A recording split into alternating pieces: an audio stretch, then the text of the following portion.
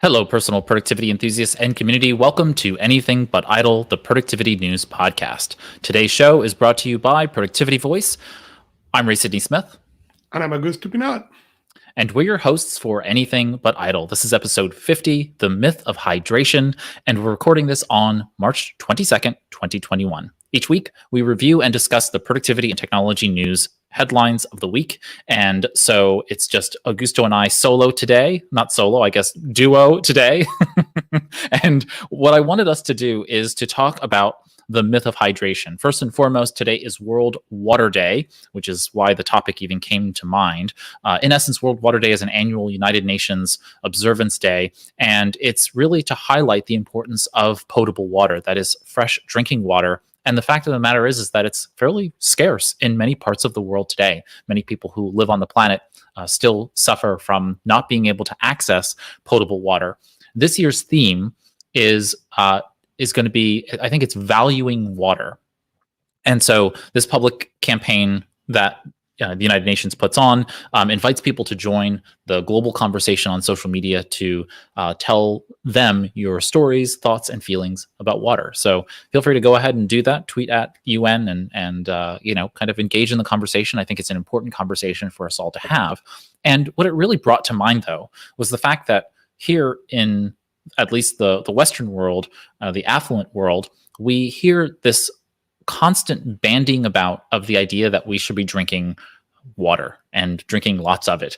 And of course, this is a complete fallacy. It's a myth that you should be drinking some abundant amount of extra water every day. So first and foremost, I am not your doctor. I am not your lawyer. I am not your accountant. So anything you need in terms of real medical advice of any kind, you should talk to your doctor and make sure that you're getting sound professional advice from them. But as I understand it, there is no reason for you to be out there drinking copious amounts of water that is unnecessary. What we know is that in 1945, the U.S. Food and Nutrition Board put out a notice of some kind saying that humans required 8-ounce glasses of drinking water every day, roughly 2.5 liters of water every day. And for some reason, it stuck. This was based on no science. This was based on no research. And all of a sudden, there was a proliferation of information out there, and it's kind of made its way into at least the American ethos. I don't know about the rest of the planet. And Augusto, you could probably kind of let me know how it kind of is heard about in like South America and perhaps other places in the world. But the reality is that you don't need extra water. Your body is capable of soaking up water from normal drinks that you drink throughout the day and food sources. And of course, we want to be able to get that fresh water from food sources because that's the easiest way for our bodies to absorb it. So drinking extra water just actually makes you urinate more. It doesn't actually do anything for your body. It's not particularly good for your kidneys, as they say. It's not particularly good for any of those things. It's just bottled water companies wanting to sell more water to you. So I give that as a PSA. So that said, that may be true in the United States. In Latin America, we are convinced that article, it was completely true and is the only truth that we are going to drink. Okay, not only that, in certain countries in Latin America, it's safer to drink that bottled water than any other water. And that's now on a serious note, when you travel, because what happened is it's not that the water is not drinkable, is that you are not used to the bacteria. The bacteria on the water change from country to country, from area to area. So it is true that when you are in certain places, better thing to do is to drink the bottled water. That said, it's a myth. And it's a myth that if you drink more water, you're going to lose more weight and those kind of fallacies. But it's the same thing of why you buy bottle A versus bottle B, and bottle A you prefer because it tastes better. Probably the difference is not in the water. Okay, if water should be by definition tasteless, except that we are convinced that certain waters taste better than others. And so it is interesting, and it is interesting as a person who came from outside the states to see the difference. I was really lucky and blessed. I I had more than enough water growing up, but it was a reality to have unknown and see places where water was not a reality. When that I saw of being able to get water as soon as you get home was not a reality. So um, Yeah, and note that your body tells you when it is thirsty, when it needs more water, because you get thirst. And when you're thirsty, absolutely, you should be drinking water when you feel thirsty, because that's your body's telling you that. Of course, if you're in a hot climate, or if you're going to be outdoors for any extended period of time, you should obviously bring water with you, bottled or otherwise, presumably in a glass bottle, not in a plastic bottle. And of course, if you're going to do exercise, you should rehydrate your body when you do exercise. Funny enough, your body sweats an oil when you exercise. It's very different than when your body actually loses water through insensible loss, which means you don't notice the loss of water that your body gives off. Your body actually loses about 2 liters of water every day. And of course, your body replenishes that water through the food you eat. So it's not necessary. But I just hear all the time, especially these gurus of food and health and wellness, chugging water. And there's actually a deadly condition if you drink too much water.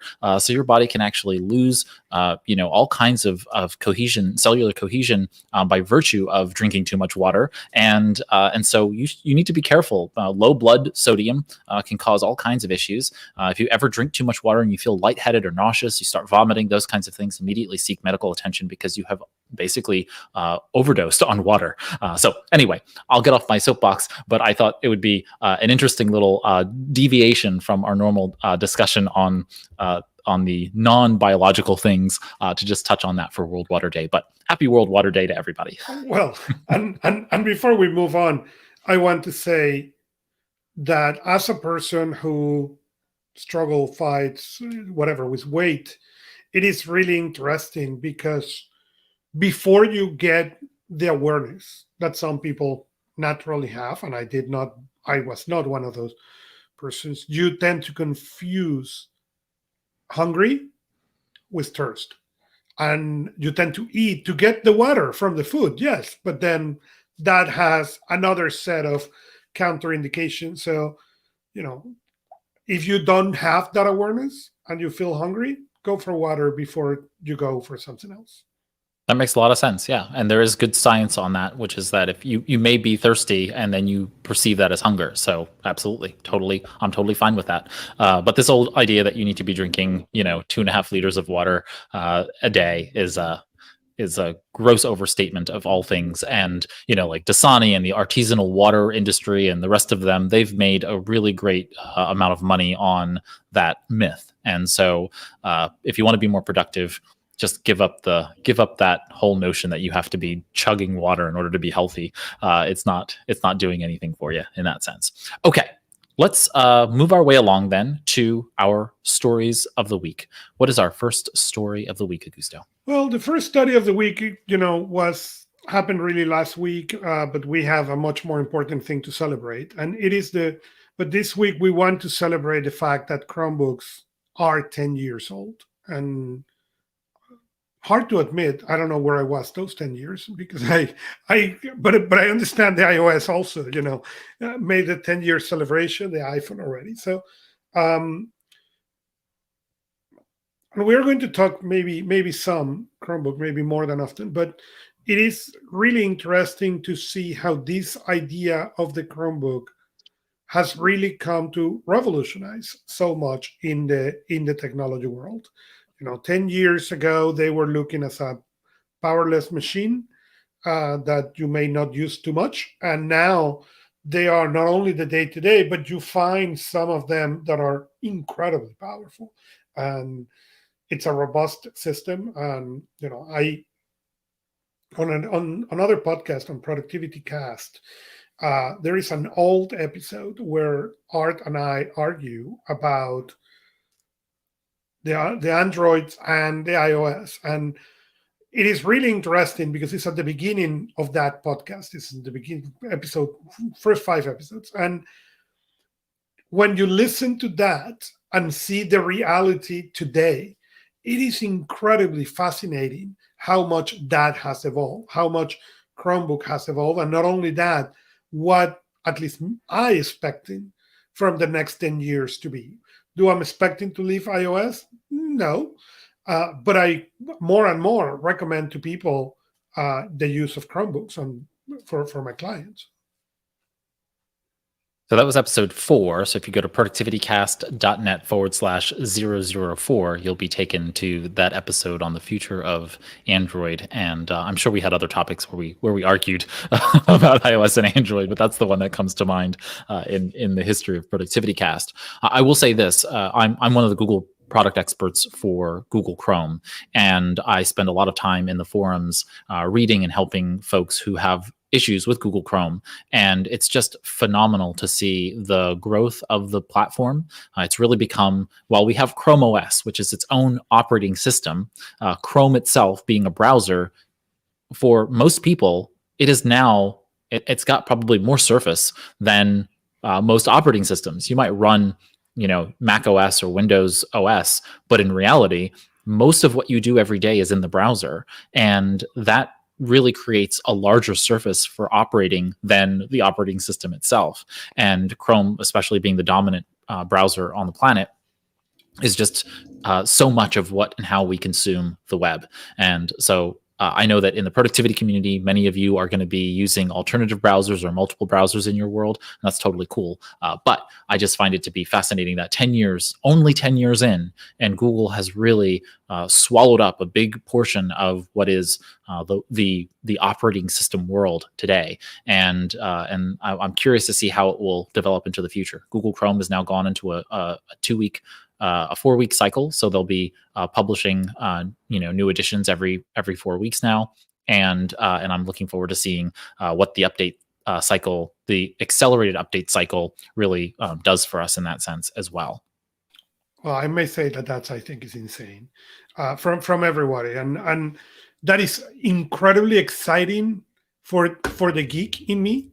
Okay, the geek in me is, I can't describe how excited I am about this, but from the training and consumer side, the person who don't digest technology really, really well, okay, now we are officially put the hose, okay, the firefighter hose, and said, enjoy.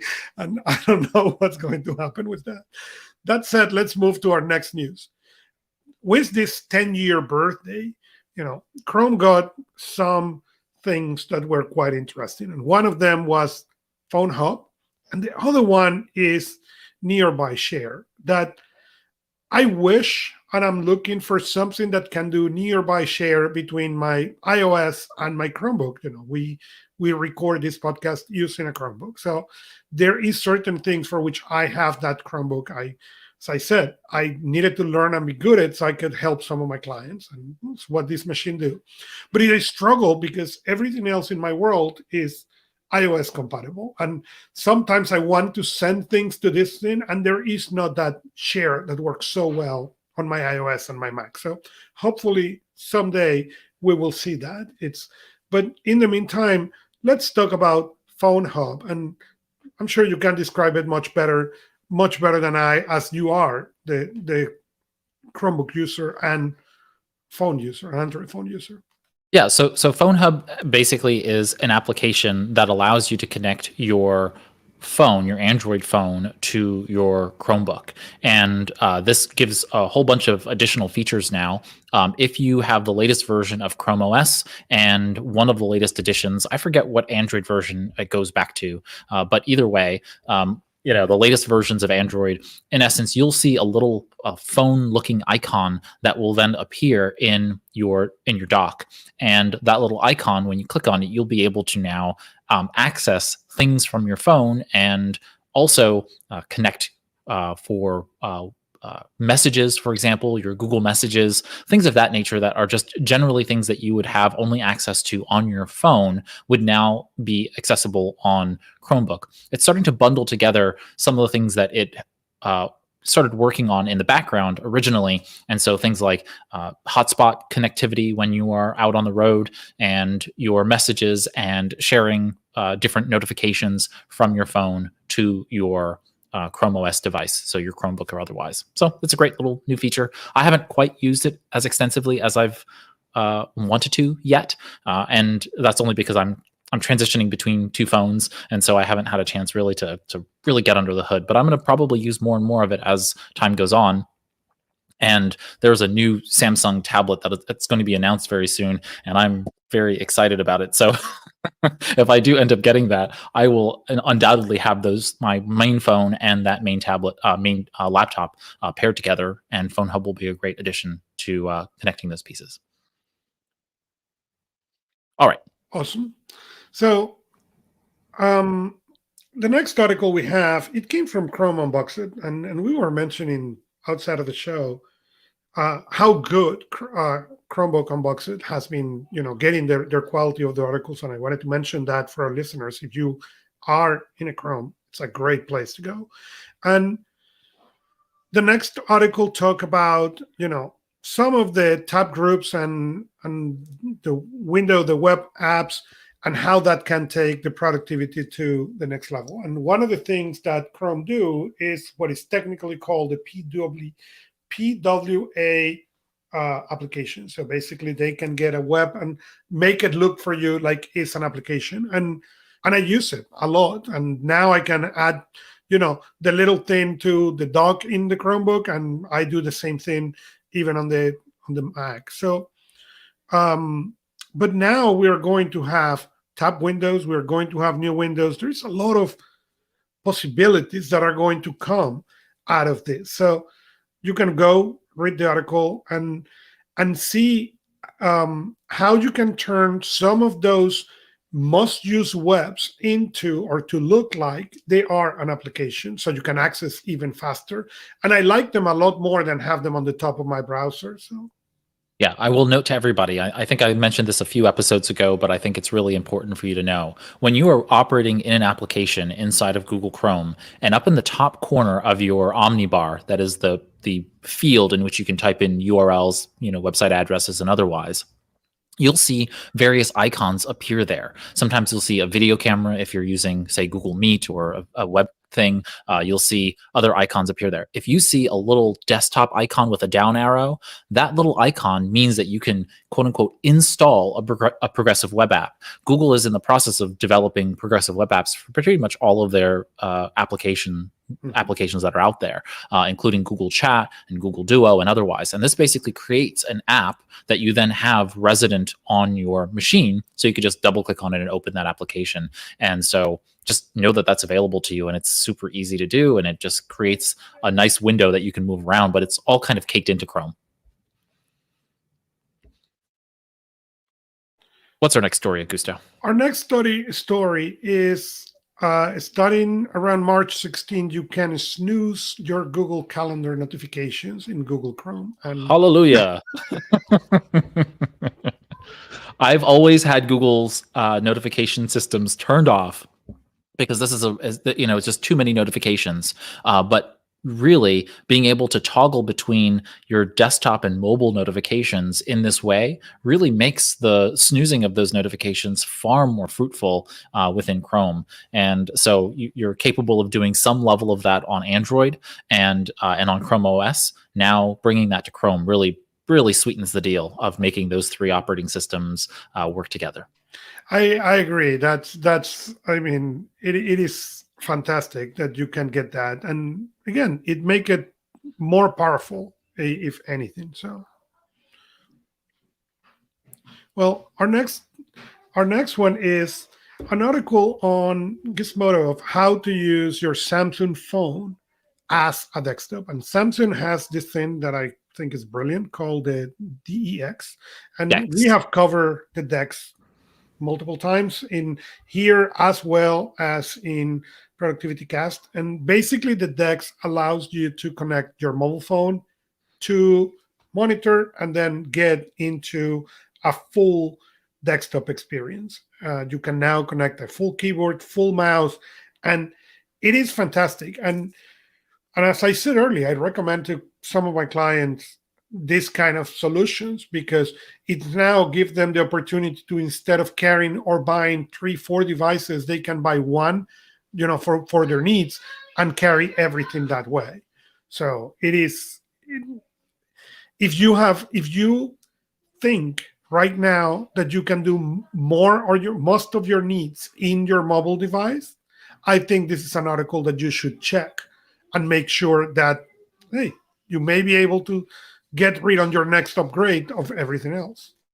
Yeah, so this has been available since I believe the Samsung Galaxy S8 series, and that required a base, that you had to dock the DeX into. Now, in the latest versions of, basically in the last, I think 6 or 7 versions, you've been able to do this without that puck. So now you can just, in essence, load up DeX, and it gives you this full desktop experience. I played around with it when I was testing an S20 Ultra, S20. It was not an S20, S20 Plus recently, and it was phenomenal. It was great. It gives you a full desktop. There are some minor, holdouts in terms of features and so on and so forth. But really, if you're used to using your mobile device and you just want to be able to have a full desktop experience on occasion, DeX is a fantastic platform for being able to do so. So I'm really looking forward to seeing how it plays out in the Tab series. I'm thinking about getting a tab, and one of the tabs I think is going to be a beautiful experience when you want to kind of switch between mobile experience and the desktop experience. And DeX I think is a great platform for that. Yeah, I've been lucky I have a couple of clients who I have convert into DeX. They're real estate agents, and it's perfect. They were living anyways on their phone. Now they can come, get home, and work everything else instead of the fingers in the full keyboard. And because of that, I had the opportunity to really play to help them configure, and it was a beautiful, beautiful experience, I may say. Fantastic. Any more Google stories, or are we moving on to some Apple? No, before we move to Apple, we are going to talk about Peloton. So since you told people at the beginning of the show not to drink that much water, they should drink it with their bike. But Peloton, I think, Peloton it's been an interesting story to see during all this pandemic. And now they come with something that is quite interesting. They are allowing you to schedule workout with your friends. And this is really interesting because I have not seen it, but I see it as a really threat for the gyms when things open and get back.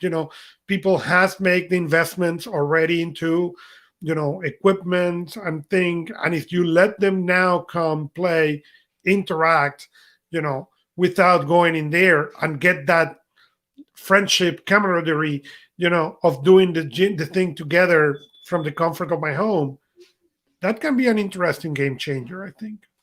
Yeah, I think that a lot of these remote workout gym features, functions, platforms are going to be a real challenge for in-person gyms. And I know that, like for myself, I've had to make do working out at home and buying all the equipment to be able to do so. I'm not just going to let the equipment sit there now. So going back to the gym is really only for specialty equipment. And is it really worth the cost of, paying for that versus, potentially even buying the specialty equipment at home for those few cases where you want to be able to do things? I don't know. It's going to be a real issue. I like the idea because it produces accountability, and anything that produces greater accountability is good for everybody. And so Peloton having this ability to schedule workouts with friends, I think, like many other tools, the greater the amount of accountability you have, the more likely you are to be efficacious with regard to whether that's a workout regimen or with any system that you have in your life. So good on them. Yeah. And my wife do it. My wife is scheduled with her friends, and it's been really good. Except for that little guilt that comes when she missed one. But other than that, it's been pretty good for her. So the next thing is, let's talk about Apple wanted you to stop subscribing and instead going to follow. And that's all that I'm going to say about that. There are moments, Art, Art may not be listening to the show today. I haven't seen him yet, but this is one of those moments that I'm glad Art Gelwilks is not in the show, because he will have not to stop in this one.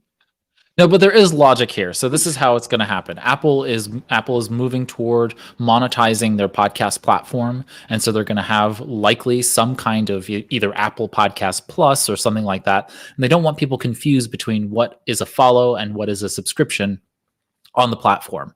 And so what I foresee happening here is that follow, in essence, just gives you notifications that someone has accessed, that someone is quote unquote following your podcast.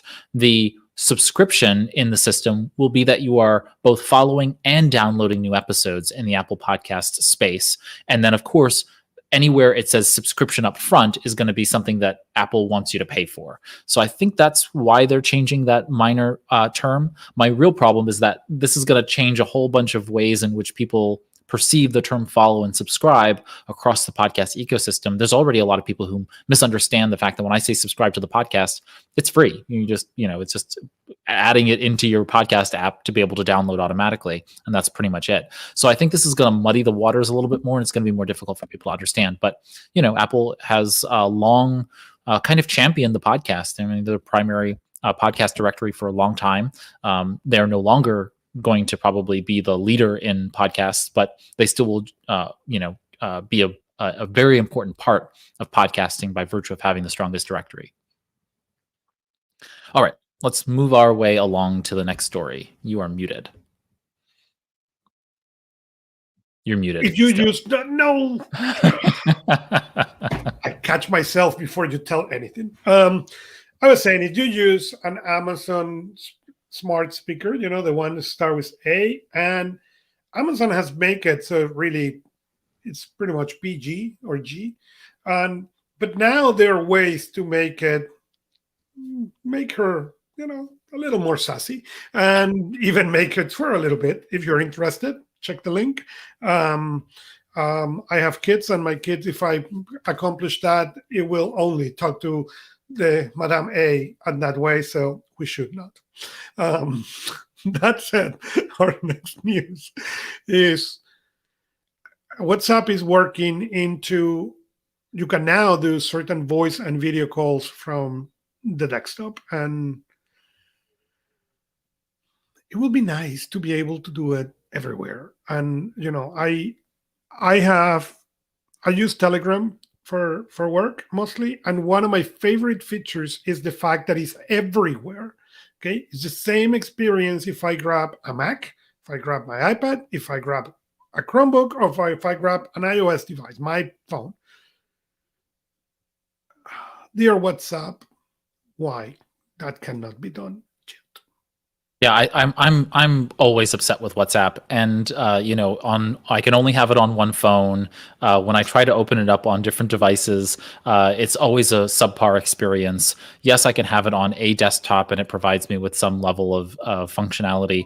But I think Facebook has been kind of asleep at the wheel on this one, and they have lost market share because of it. And just how Microsoft lost market share with Skype to all of the rest of the platforms, certainly to Zoom in the course of the pandemic, because they were just asleep at the wheel. And I think Facebook, really, put the death knell in WhatsApp with regard to changing their privacy policy. What they were going to be sharing for purposes of centralizing Instagram direct messages with Facebook Messenger and WhatsApp earlier, I guess late last year. And now I think WhatsApp is basically on the decline. It'll continue to be used by a lot of people. It's owned by Facebook. It's going to be used, but I'm certainly getting rid of everyone I know, and transitioning them to either Telegram or to Signal or to some other platform, because WhatsApp is just this legacy tool that I don't need on my system any longer. Well, I wish I could do that. I have enough clients outside. It is interesting because WhatsApp, it's really the tool of choice for especially in Latin America. That's a tool of choice. You can't get them, even with all the efforts Telegram has done, it's been, and as much better as it is, it's still been a challenge to get them out of WhatsApp. They think WhatsApp is the best invention since the sliced bread, or that BlackBerry messenger thing. And what we need to what I'm going to say for is, when I moved to this country, and or even after that, when I was traveling to Latin America for work consistently, the BlackBerry Messenger and the BlackBerry thing was a savior, because the people could not afford, okay, as simple as that, $200, $300, $400 bills on their phone. So they could not make the calls. As soon as I used to carry a BlackBerry just for clients, and I work everything on a Trio. Yes, I'm aging myself, but I used to, my main device was a Trio, and in my belt I had a BlackBerry, because that was the device with the walkie-talkie thing that I dislike to no extent, okay, was the way my clients in Latin America will prefer to communicate, not for any other reason that it was free. It was possible.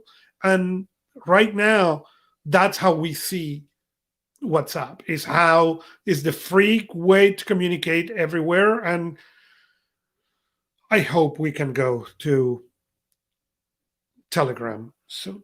So I'll step in and say just one other thing that we didn't have this in the rundown, but Telegram, as you are well aware, Augusto, and those of you who are listening and watching know, I'm a huge fan of Telegram, and Telegram has recently added the functionality. If you know the new social network, it's a social audio network called Clubhouse. It gets a lot of fanfare. I don't think it's going to be all that remarkable, considering the fact that Twitter is building a competitor.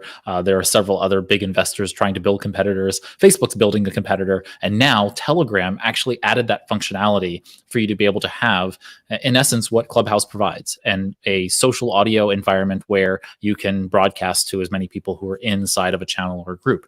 So just so you're aware, now Telegram contains those features. So if you're already on the platform, it's a really great place for you to be able to build a community. So good to know. And at least as I'm aware of, Clubhouse is still only iOS, while Telegram will do that everywhere. There is a podcast that I follow that they did that. They do every Friday at 10 a.m. and they everybody go in the group. And the reason was, when that was discussed in the chat of the group, that was the point. They did not want to do it in Clubhouse because they had followers on every other platform, and they wanted everybody to have access. So that was the reason. Yeah, it's still invite only. It's still invite only, and it's only iOS. And so, I have iOS devices, so I am in Clubhouse for that reason.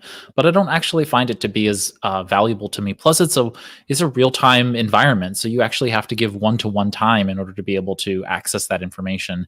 And it's incredibly difficult to manage that when you don't actually know what's going to be in the content of the show. And so it's really quite difficult, or content of the conversation. So anyway, moving right along. What's our next story? Okay, Microsoft Edge now have vertical tabs, and they claim faster startup times. I don't know about the second one, okay? But when I first hear about the vertical tabs, I was like, I don't know. I'm ready for every browser to take this thing. Yes. What's happening here? What's happening with, and this is a formal complaint to everybody else. Really? Microsoft is going to win this race? Well, no. Firefox definitely beat everybody to the race. Firefox had it originally. And so I think there's Firefox. I know, but I do, and I like Firefox for some things. And so Firefox allows you to, I think it's through an extension. I'll have to open up Firefox, but I've had it for so long, I've just always used it. So you've always been able to do that in Firefox. The Chromium project, which runs Chrome, Edge, Opera, Bitwarden, all the browsers that are out there in that space, Brave, they're all running on it. So presumably that Microsoft added vertical, tab browsing in Edge means that Chrome should be able to add it pretty quickly and easily on their side. So cross your fingers that we'll get vertical tabs in Chrome soon. I don't know anything. I'm just hoping. No.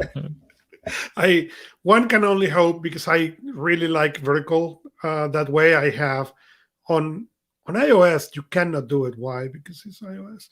But in Chrome, you can, and you can set the bar so it's vertical. In my Macs, they are all verticals in the left. So I would love to do that also on iOS. And I think, well, if the tabs ever make it, it will be really cool. That said,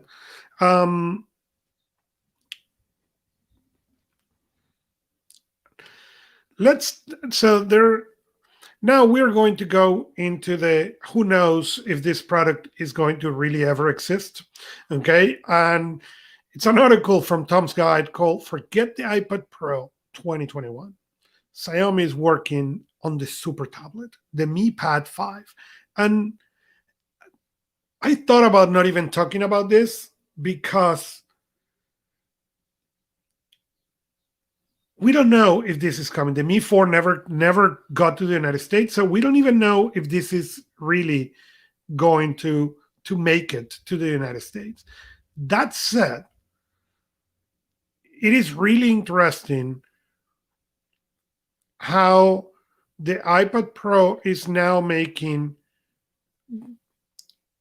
people look into the form factor. And I'm not talking about operating system. The Surface follow the form factor of the iPad, okay? And it runs Windows. So this one will run Android or Chromebook. So what I wanted to bring to this, and the reason I picked this is, it's clear now we are going to, or we have gone to a two-factor or a two form factors, okay? One is a traditional laptop where the weight is on the bottom, and one is the tablet factor where the weight is on the horizontal thing. And it is really fascinating for me to see the passion of people with one versus the other, okay? There is people who told you, I will not use a tablet for real work. It's not anymore. As we saying about Chrome having 10 years, and we talk about that whole episode where we had so much difference between the iOS and the Android, we are getting to the point where really none of the tablet form factors will really not allow you to do your work unless you use really specific software, okay? Any of them will allow us to do most people work. Now it's coming to what is the form factor that I like? I like a desktop. I like a thing that is heavy on the bottom, or I like a thing that is heavy on the back. And it really depends on how you work. And what is really interesting, and the reason I wanted to discuss this before we go into the nicks and knacks on this article, is I don't think a lot of people has noticed that they're fighting for the same thing. They just want it in a different package.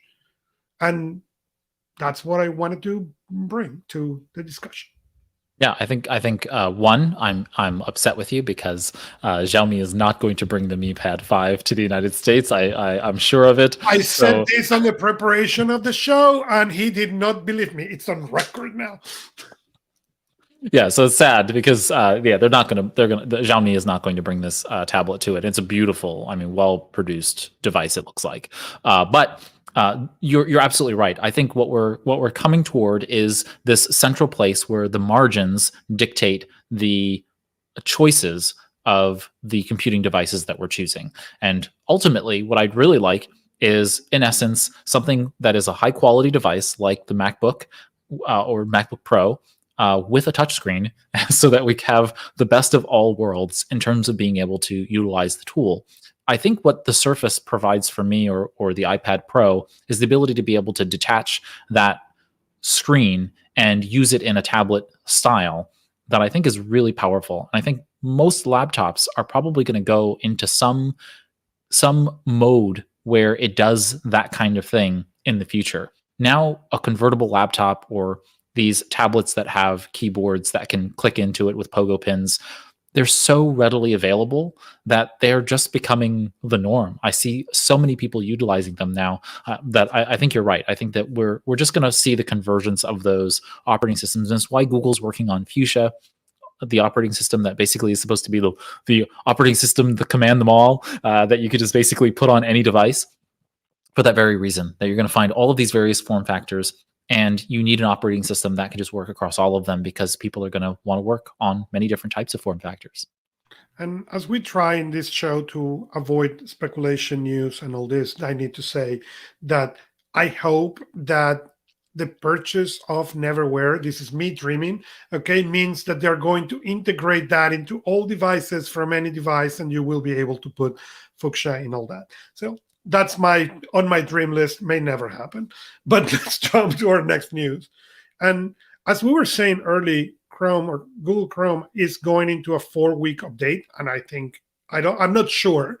I will reserve my vote on this is a good call or a poor call. But Microsoft Edge has announced that they are also going to go into this. And after finally Microsoft decide to embrace Chromium, it is interesting because they have been trying to sell this as their brand, not the Chromium brand, and they want to make sure that they are ahead of Chrome in certain things. So it is really, really interesting to see what's going to happen. Yeah, I have some more things to learn about what the update schedule really means, but ultimately we're not going to see that much of a change on the front end for us. You're going to see more updates, but I think that's pretty normal, and I think it's good for us to have faster security updates.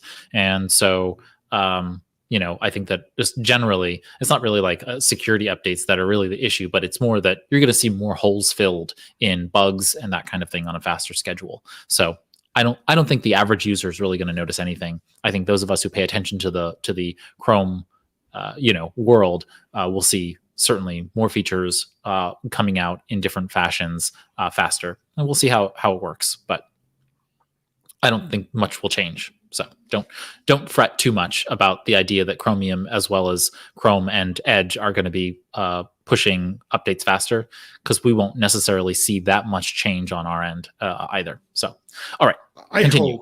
I hope. So the next one, it's Windows Central, and the title of the article is WhatsApp Exodus Shines Light on Microsoft Mishandling the Skype. And I am an open critic of Microsoft in many things. I understand that. And I wrote about that on iPad only. You had the monopoly. People used to think, I'm going to write in Word. Okay. And they let that disappear. Why? I will never understand it. And they did the same thing with Skype. As all these privacy things came in, okay, everybody talk about Telegram, Signal, go back to SMS, but nobody mentioned Skype.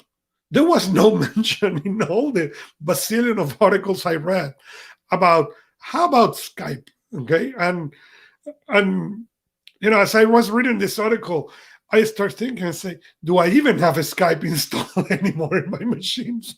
And by the way, the answer was not. Yeah, I wish that Skype wasn't installed on any of my machines. I always have problems with Skype. And the reality is that the reason why Microsoft really did this is because they made that pivotal turn toward Microsoft Teams, and it just happened right at the cusp of the pandemic beginning. And so they had already started the ball rolling toward really upending Skype and moving many of the functionalities, including phone service and that kind of thing, into the Microsoft Teams environment. And they couldn't turn that ship fast enough back towards Skype. And so they just unfortunately lost the momentum there. But the reality is that I'm glad to see Skype go. It's a big bloated application, and we needed to get rid of a lot of that technical debt that Skype has.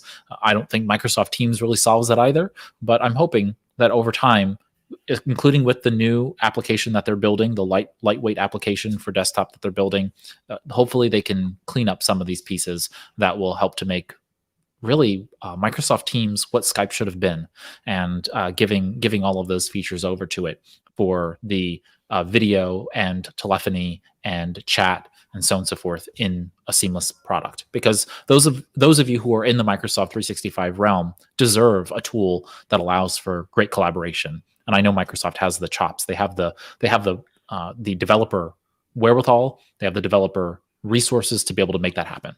That they have.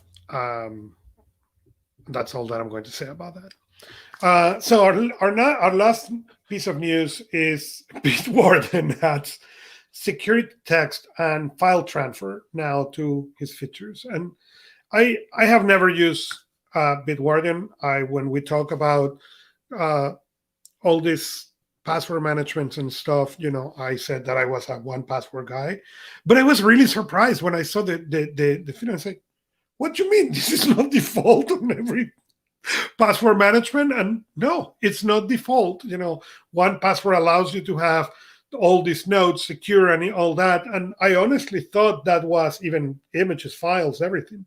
And I honestly thought that was default. And that made me even happier that I pay for 1Password. Has come all this LastPass story has made me understood in a much more deep level how good 1Password is and how much more I need to recommend.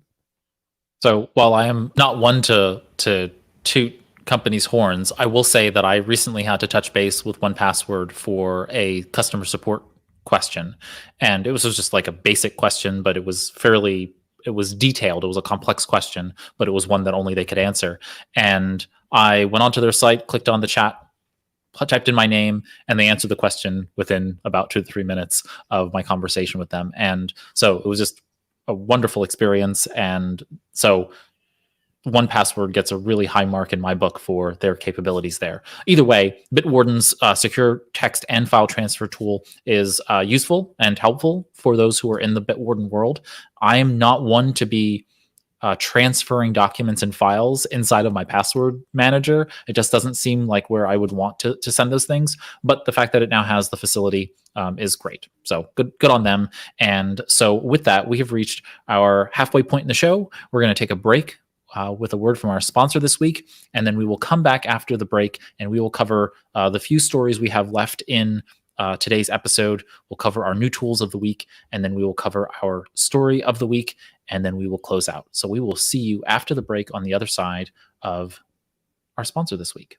Are you feeling that you need help implementing a personal productivity system, a goal, or a habit like the weekly review?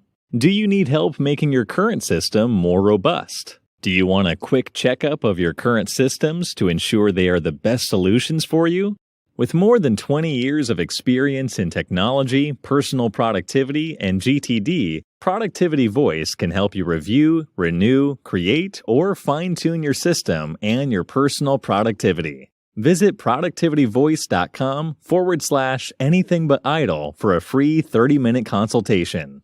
Let's achieve more, enjoy more, and feel more wins in the game of being productive. Head over to productivityvoice.com/anythingbutidle today. And now, back to the show. Hello, everybody, and welcome back to Anything But Idle. I'm Ray Sidney-Smith, and I'm here with Augusto Pinaud for the second half of our show today. We are going to continue on with our headlines. Before we broke, we were discussing the headlines of the week, and now we're going to head into our second half of the show with some more headlines. What's our next headline, Augusto? Technology has turned back the clock on productivity. And it was a really interesting article talking about how technology gave us this myth and how we need to revisit this myth. Okay, that because of this access of technology, we were going to be more productive. And it's interesting, they cover a couple of points in time in 1776 to 370 BC, and how really with the incredible advances of technology, okay, we don't seem to note really, the productivity gains on this. And the article goes into the point of really how much can we do in this. And I always mention and pull my phone when we talk about this, because I remember my first cell phone, okay, who barely could make phone calls and require a battery, okay, that was like 2 or 3 inches thick on the back of that thing, okay, so you could last half a day, okay, and forget about text messages, okay. So I remember carrying that monster plus a pager, okay, so I could be found. And now I have a phone in my pocket that is probably 20 or more times more powerful than my first MacBook. The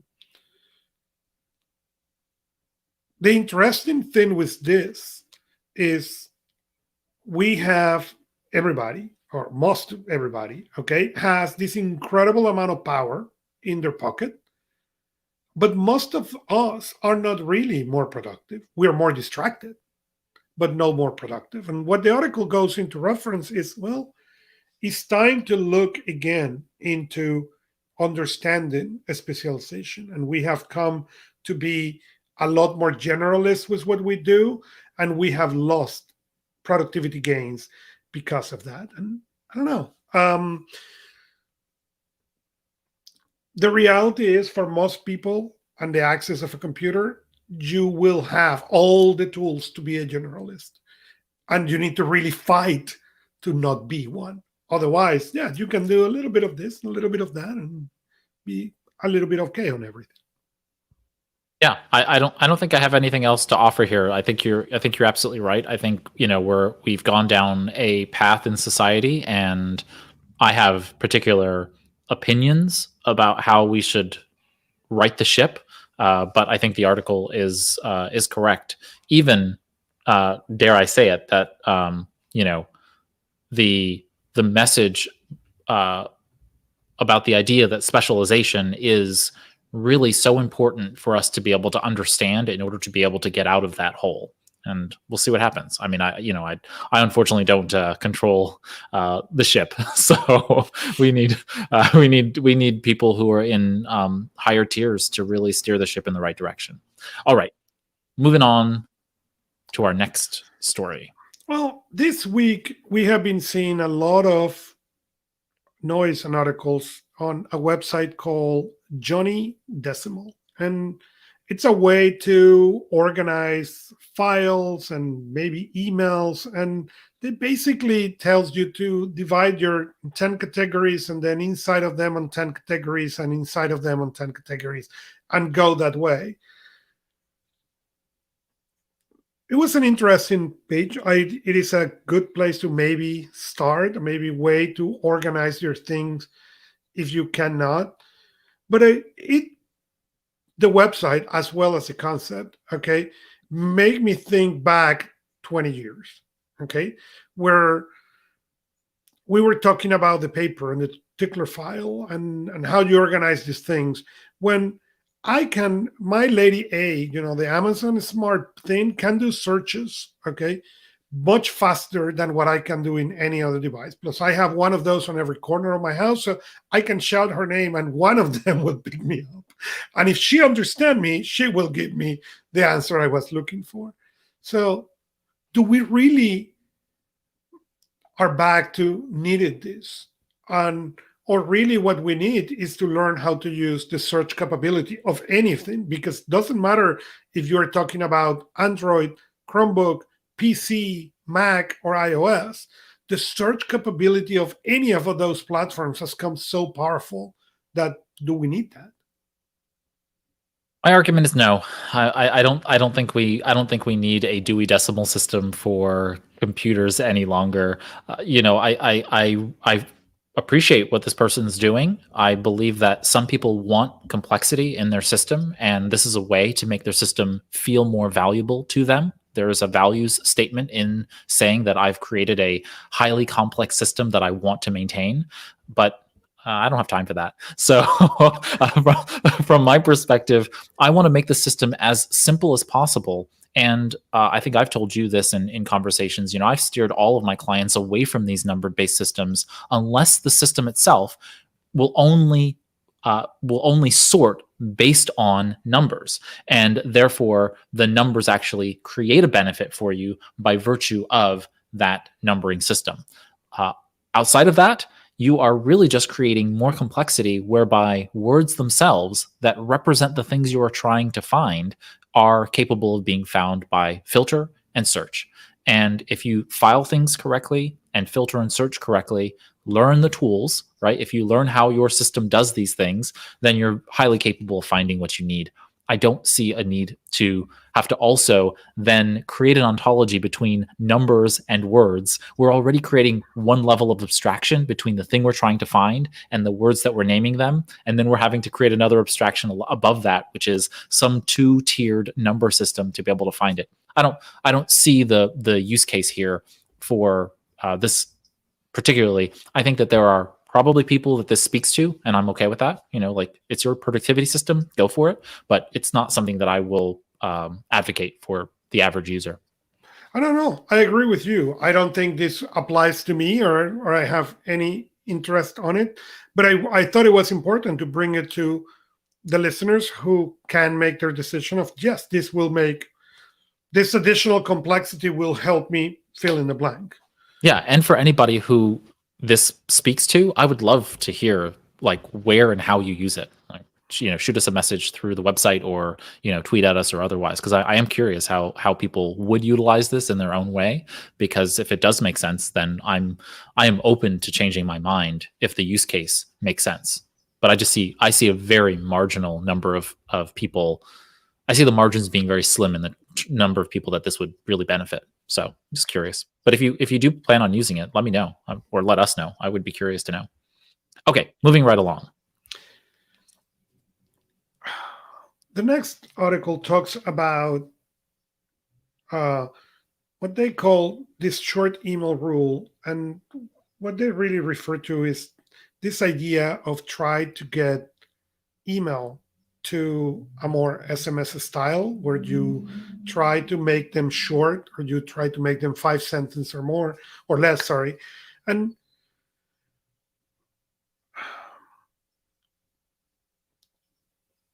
yes, email needs to be reformed, and to that extent, I agree to Professor Newport. What people need to do is to try to understand and leave clear instructions what they are trying to accomplish. I cannot state how many emails I have seen that you look at that and the next action is not clear. And it doesn't matter. You can make it shorter, okay? But if you don't state what you need from the other person don't have, in general, the bandwidth or the time to imagine. So what we really need to do is not shorter emails. What we need to do is to learn to state what we need. And from one side. And from the other side, as a receiving, when you receive an email that is a blob of undoability, you need to reply and say exactly what you need me to do. Thank you. Because what I see in my email box, in the client's box, is a bunch of things that came in that you now need a PhD, okay, and 27 hours to discover, okay, what is the next action. And nobody that I know has that kind of time. So what happened is that didn't stay on the inbox forever or get deleted until the person write you again and say, did you got my email? Yes, and I did not understand it, but we don't reply to that. So I don't know. Do you think a shorter email is the solution? No, I send lots of long emails. But what I do is I structure my emails so that people are actually capable of understanding the actionability associated with them. And this is where this particular methodology, so it's known as 5 sentences, but there is actually a 2 sentences, a 3 sentences, and 4 sentences variant of this. I thought there was a 7 sentences variant of this also, but I couldn't find it. Either way, you can find the link in the show notes. And the idea behind it is that it's just basically saying that your email responses are going to be shorter. In essence, I would like them to actually just be more explanatory. As Augusto noted, really what I want to be able to see is the bottom line up front, right? The bluff method, the military email method, right? You want the bottom line up front. What do you want from me? What do you want to be done? What's the decision that was made? Put that up right smack dab at the beginning of the email. Then give me background. If you want to provide 3 pages of context, great. And then a summary at the end and restate the action that you want me to take. And that's the format that I use in writing all of my email. And those messages are just so much easier to digest because I understand the format of them being written. And that's if it's 2 sentences or whether it's, 3,000 sentences. I want a format that I can structure and understand what it is that you're looking for from me. What's the background associated with it? What's a summary of those details that are not, me having to read all of that. And then, of course, restating the action that you want me to take based on that that background. And so that's the way in which I do it. And I don't really care about the length of the email. I care about the actionability of the email. What is it that you want me to do, and how do you want me to understand why I should do it? Yeah.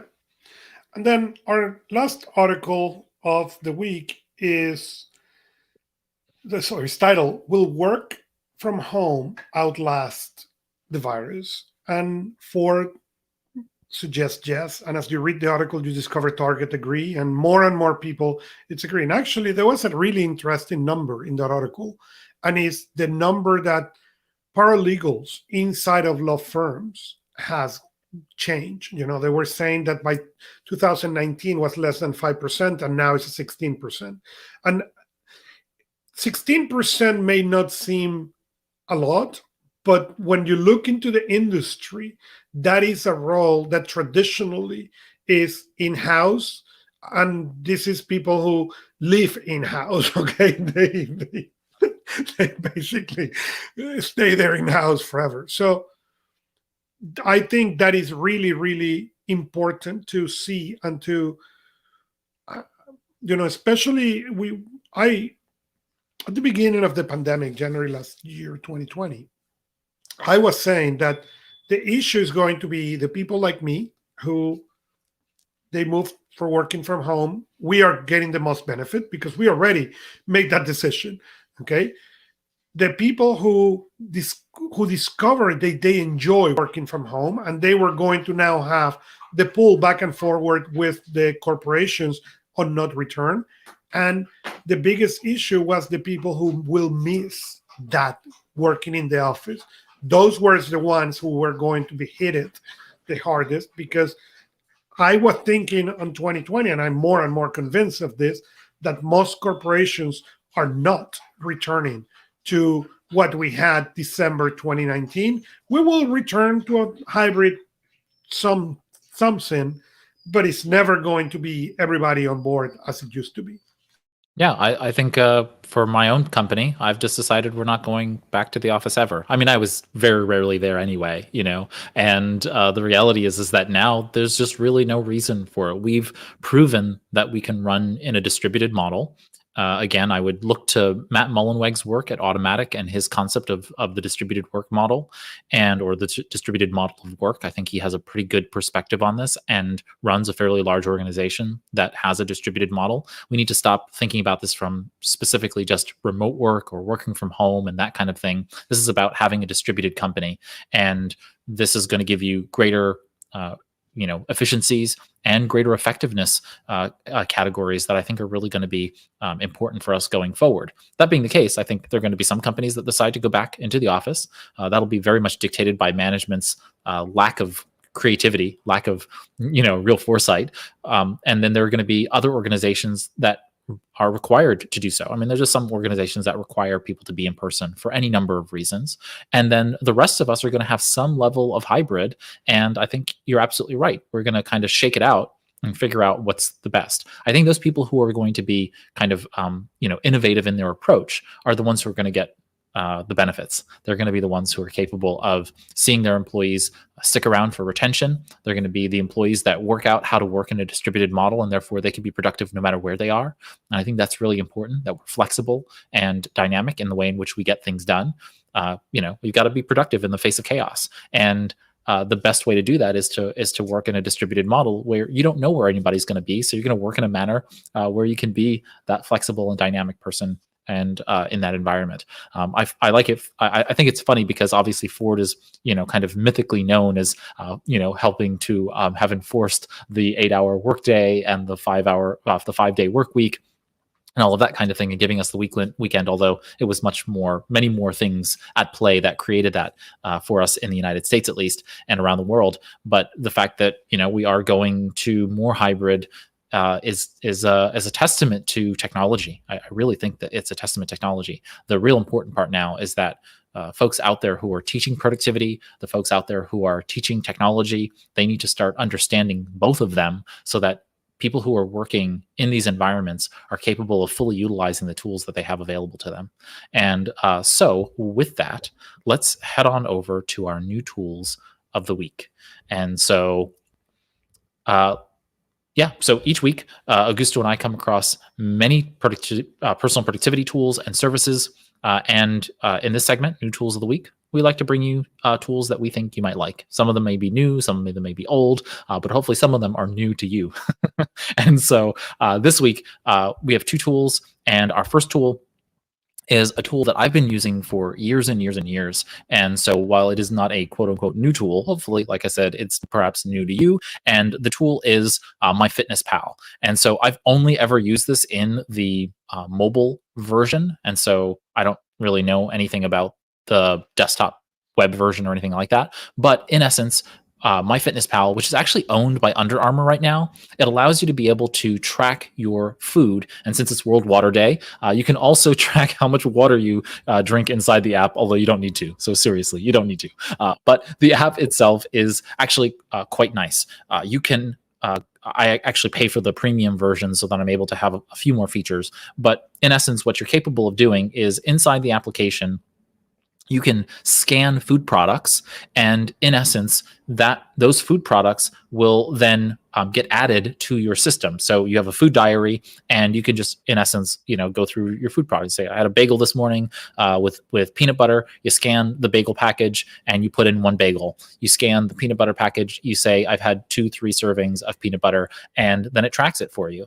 And I don't do this all the time. I don't want anyone to think like, oh my gosh, you have to track every ounce of of food or every calorie you eat. I try to do this on a regular basis, though. So usually for a month or 2 at a time, I will track food, especially during times when I have the likelihood of having the normal meals out of order, out of sync, very busy times, because it's helping to guide me. If I'm having a normative period of time, regular work days, regular evening hours, those kinds of things, who cares? We're gonna eat the same meals, we're gonna have the same calorie intake, everything's gonna be fine. But say during the pandemic, where things are all shaken up, and where I would normally have a few meals out a week with colleagues and friends and everything else like that, all of a sudden I'm not getting those calories, and so I need to make up those calories somehow, and they shouldn't be garbage food. So MyFitnessPal is the perfect tool for those moments where I can say now, okay, I need to pick the things that I'm eating and making sure that I'm getting enough calories and the right mix of calories. That is the macronutrients, right? I want to get the right amount of carbs, the right amount of proteins, the right amount of fats, and that way I can make sure that I'm getting all of these pieces of the pie filled in. And MyFitnessPal just gives me that capability, and I just really like it for that purpose, so that I can see the macronutrient pieces, and you can very quickly understand, okay, have I been eating too many carbs today? Am I having too much fat? Am I having too much protein? And going in and saying, okay, let me balance this out in the course of the day. Or for me, especially, it ends up being I haven't had enough enough calories generally in the day. I have a high metabolic rate, so my metabolic rate is very high. And so I have to eat more calories than the average person in order to be able to maintain my weight. And so this is something that really helps me track and maintain that stuff. But in addition to that, it also allows you to be able to track exercise. It gives you coaching in the platform for being able to set up meal plans and all kinds of other fun things in the application. So if you want to, you can actually also set up your own foods in the system. So say if there's a food in the system that doesn't actually exist, you can actually add your own food in the system, and you can create bundles. So like if you have the same salad that you like to make, like I do, I have a salad in here named, and it has all of the ingredients, and then it just basically adds that all as one meal for me automatically. So there's a community, you can post in the diary and blog and journal, and it connects with all of the other MyFitnessPal applications. So Map My Run, Map My Fitness, and those kinds of applications all connect in because they're all owned by Under Armour. So it's a good application generally, and I like using it for those purposes. Augusto, what is your new tool this week? My new tool of the week is called Streaks, and I love their definition. They define their app as the to-do list that help you form good habits, track up to 12 tasks that you want to complete each day. And, there is arguments about putting your habits, your routine into your system for just and for now, but this is a great solution for those things. You want to know the progress of accountability. Check how many times I have walked the dog or brush my teeth or walk. And you can get all that in strikes. You can customize it. You can even tell them I'm only going to do this 3 times a week or these days and all that. You can track everything on your watch. And, I want to know how many times I read every night. Great. You can do all that. It has been for me an incredible solution when I want to map some of these habits, and for my clients when they want to really focus into increasing or making a habit part of their day-to-day.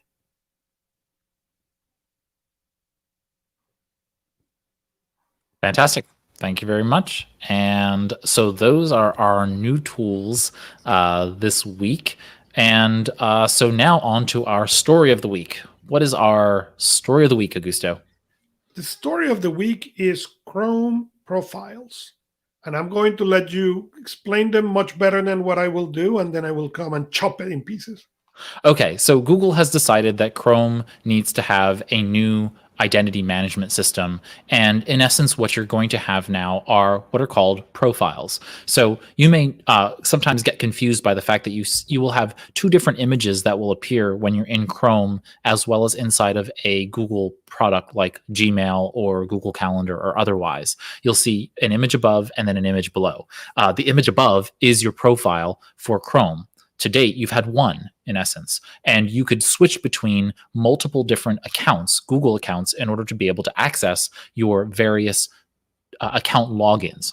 Now, identity management is handled on the browser level, and so now you're going to have, for each of those logins, potentially, their own profile. Now, that means that when you open up that other profile, everything about your Chrome instance is separate.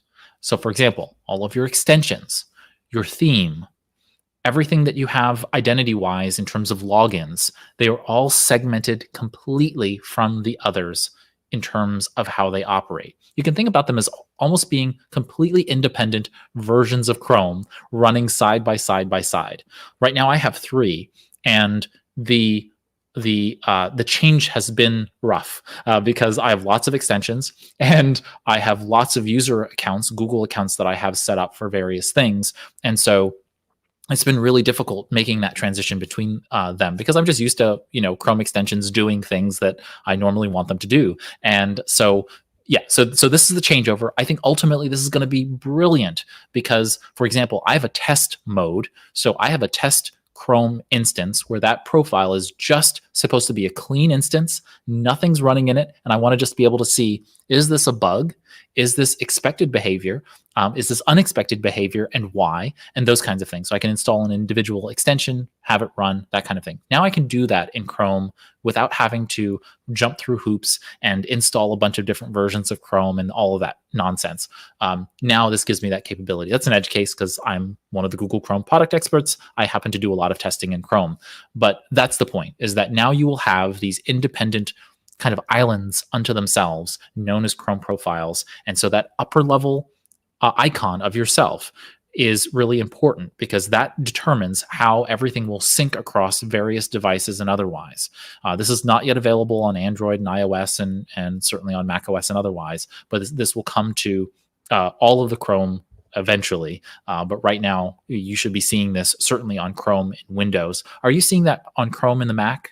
Yeah, so it's come to the Chrome and Mac. It's available to the Windows and the Mac.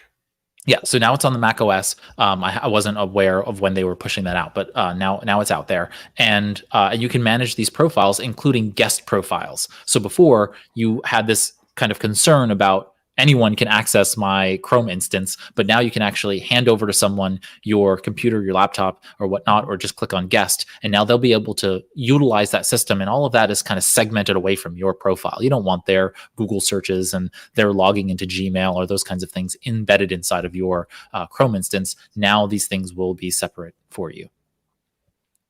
So questions, thoughts, Augusto? And I think that's awesome. That is exactly the case. I think when sometimes the kids come and say, can I use your your computer. Mine's the answer is always no, but my wife does, and it is a good thing to try to teach them. Create your own, so that way you don't need to. Well, this is something that I actually learned from you many years ago. I mean, when you wrote 25 Tips for Productivity, you talked about this notion of separating your browsers into multiple browsers.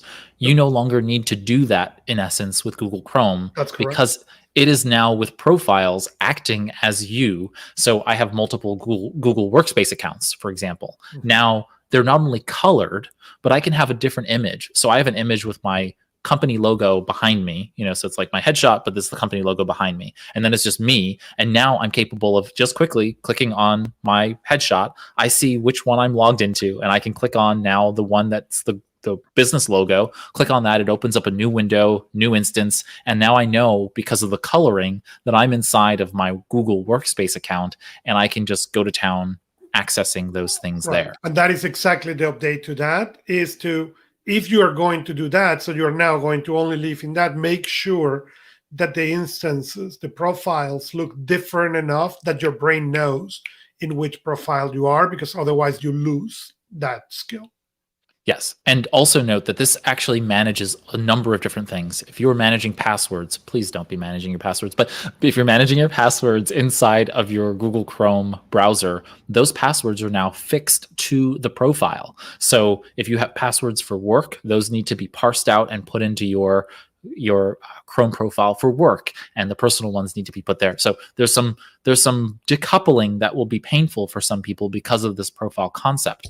Your Android Pay, that is now Google Pay or GPay, that web-based payment facility where you might be able to put a credit card or debit card into the system, that is also caked into the profile now. So, which is great for me, because now I could put my business credit card in my business profile and my personal credit card in my personal profile, and now the two are not connected to each other. For some godforsaken reason, I hope it never happens, but if for some reason my personal account was compromised, they wouldn't have access to the business profile, because they are segmented. They're kind of, as I said, they're like islands unto themselves, and so there is not a connection between the two Chrome instances, and so you have that capability of having those pieces kind of separate in those different profiles. So I think it's a really good decision for Chrome to have made this choice.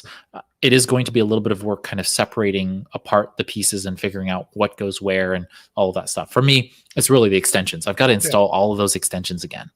It is going to take a little bit of time to figure that out. I 100% agree with you, but I think it's going to be wonderful when you get it done, and it's going to really help the people who can make that distinction now. And, as you said, I wrote about that many, many years ago, and it's still true. Yeah. And it also it gives me an opportunity right now to think through, do I really need all of these extensions in my work Chrome account, or do I need all of these extensions in my personal one, because I have a lot of business oriented extensions in Chrome. So now when I'm using Chrome for personal purposes, Chrome will probably move faster because it doesn't have all that stuff gunking up the works. And so I'm looking forward to actually parsing those pieces apart and really having a separate business from personal. And what I use Firefox right now is really for my personal browsing. And so now I'm actually capable of fully decoupling those pieces using the Chrome profiles. Well, and with this, we get to the end. We have a couple of announcements. One is the GTD podcast release, episode 96, sharing GTD with kids. So if you have kids, that was an interesting discussion. The Rocket Book, they have been making noise that there is a launch, that a revolutionary product called Access on March 30, 2021. I know nothing about it, so neither do I. We'll be surprised along with you, but we'll let you know. Be surprised or disappointed on that day. I've been happy with everything Rocketbook has put out, so I'm excited. They just put out this teaser that Access is coming on March 30th. So we'll let you know in April when we meet again what the heck Access is. But I'm looking forward to it. Why not? Yeah, and finally, last week Samsung did her event. They announced 3 phones, and we covered here in a special episode 49. So anythingbutidle.com/4049. And that's it for this show. Fantastic. Wonderful. So thank you, Augusto, as always, for getting us ready for Anything But Idle. My pleasure. And with that, we've covered the productivity and technology news this week. If you have a story that we missed for some reason, feel free to head over to anythingbutidle.com. You can go ahead and post a comment or a question there. Let us know if we've missed anything. We put some extra stories there, of course, that we don't cover during the show. You can also tweet or DM us at on Twitter, that is, at anythingbutidle. And of course, you can go ahead and tweet at either of us on Twitter generally, but we do have the separate Twitter profile at Anything But Idle. While you're on Anything But Idle, you can find our show notes with links to all the stories, tools of the week. Like I said, some extra stories we don't cover, and text transcripts, both in PDF and for download, and you can read it directly on the page. Just click on that read more link, and it'll actually expand the transcript so you're able to read it while you're listening along or watching along with the episode. If this is your first time watching the live stream, you can still click subscribe on YouTube, and subscribe will go ahead and confirm your subscription to the free YouTube videos when we go live weekly. And then, of course, you can also follow or subscribe in your favorite podcast app. Again, this is all free. It's just nomenclature, but those will allow you to download new episodes when you subscribe to the podcast in your favorite podcast app and get them automatically each week. With that, see you all next time on Anything But Idle. Here's to your productive life.